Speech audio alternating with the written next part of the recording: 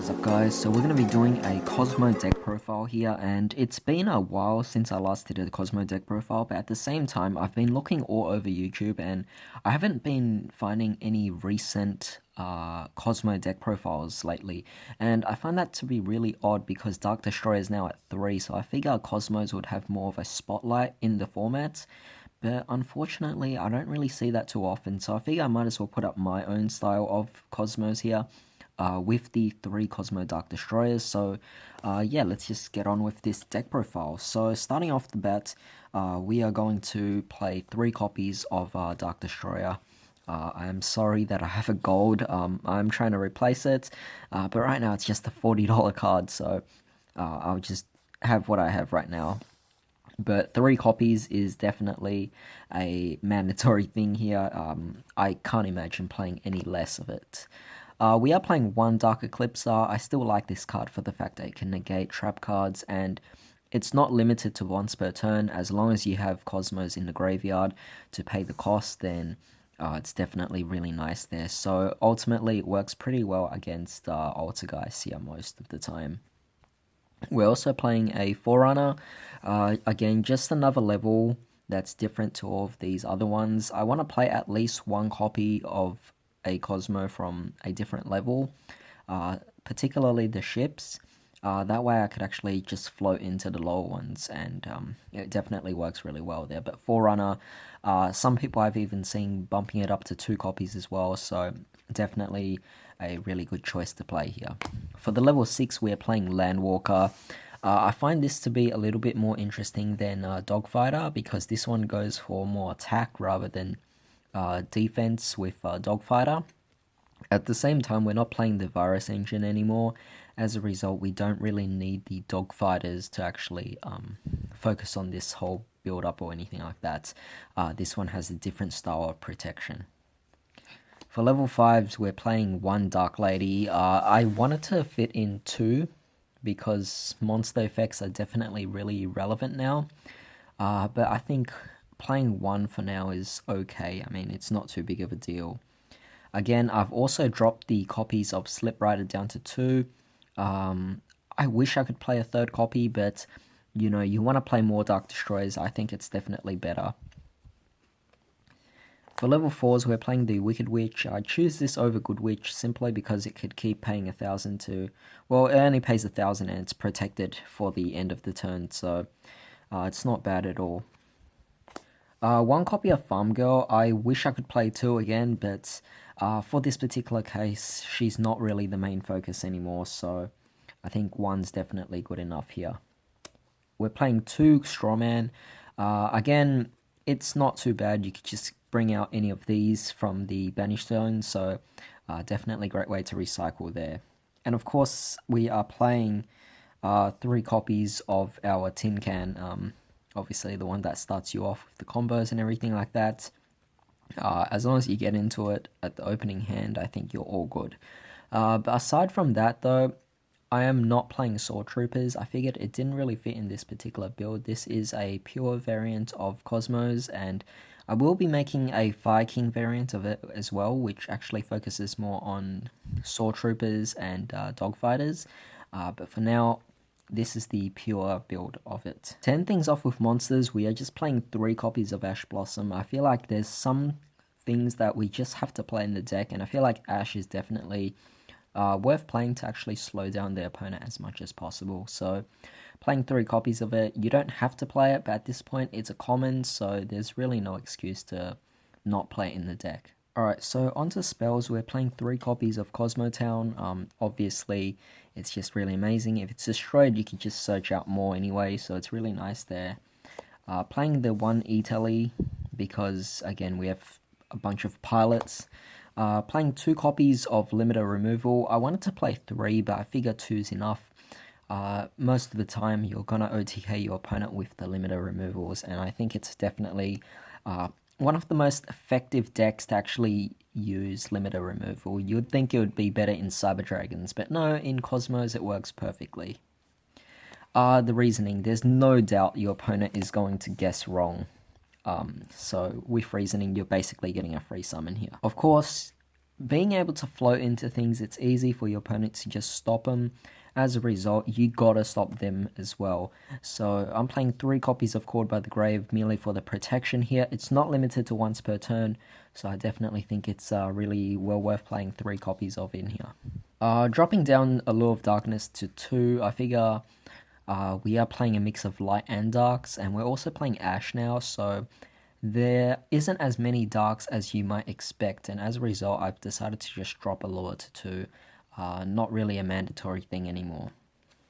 We're also playing the 1 for 1, again, just to bring out Tin Can.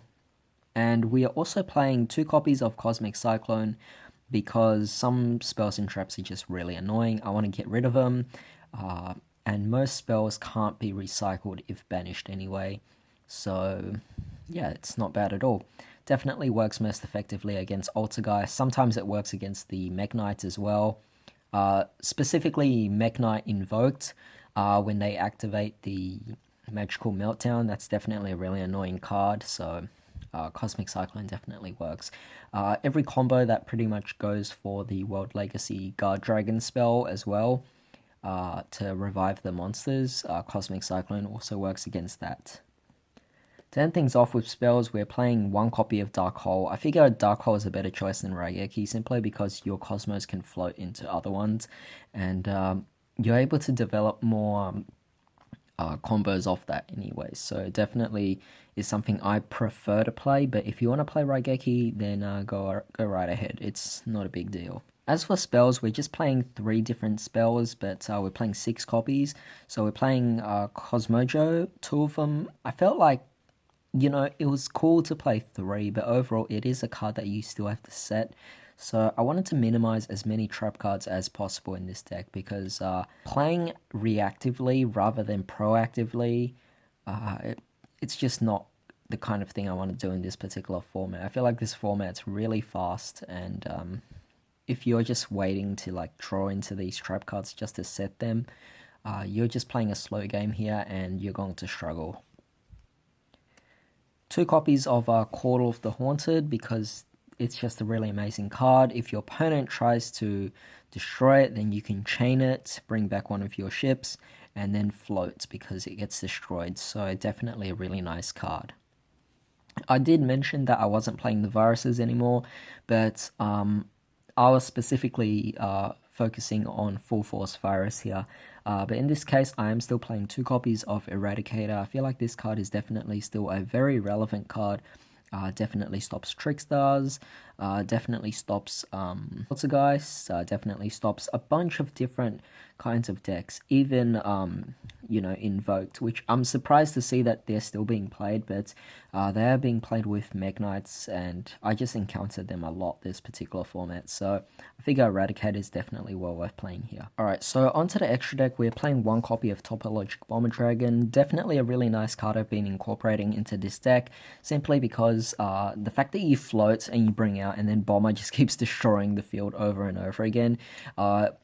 Kozmos can float a lot better than any other deck in the entire game. So with Topologic Bomber, you just keep blowing up the field over and over and over again. So it's definitely a really nice card that's worth playing. And his secondary effect is if he destroys a monster, you also burn the opponent for the remaining damage as well. So it's just really nice. You're guaranteed 3,000 damage on your opponent. Wee Witch's Apprentice, you're playing Darks, so you might as well. You could just play Lanthorincus, it's mostly just to open up 2 zones, but overall I feel like Wee Witches is a lot better here, simply for the fact that it can boost up your Dark Monsters by 500 attack, so giving you that additional damage is very nice, and if she's destroyed, she also adds back one of your Darks from the graveyard. I think it's well worth it.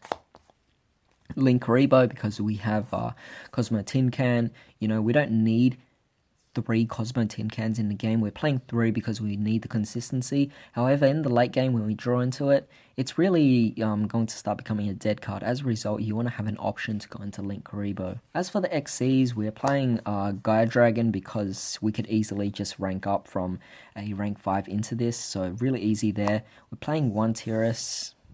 Again, just a lot of different rank 5 options. So Durandal is definitely really nice because it can actually destroy your own cards as well, like your own Call of the Haunted or perhaps even your Cosmo Town. We're also playing Shark Fortress, Constellar Pleiades. We're playing the Cyber Dragon engine here. And we're also playing for the other links. I don't know why it was mixed up, but Clifford Genius requires 2 machines, so definitely very nice. And we're also playing Gaia Saber. Sorry, just bumped the camera. Gaia Saber is a machine, 2600 link 3. I think it's not too bad at all to play. Sometimes the situation might come, so yeah, we're playing the Volcasaurus, another level 5, just to burn our opponents. Playing Adrius to destroy stuff, and Gachi just because it's a defensive card, can boost up your monsters as well, both attack and defense, and you can just go into it with the Strawman. So overall, that's pretty much it for this pure version of Cosmos. Definitely really enjoy this in the current format. But there is still another build, the Fire King build, so do stay tuned for that. I am not going to be making a test hand video or combo video with this. It's pretty self-explanatory, the whole deck. Pretty intuitive. You guys will know exactly what to do when you get to the situation here. So yeah, that's pretty much it for this deck profile. So I hope you guys enjoyed this and hope you guys have a great day. I'll see you next time.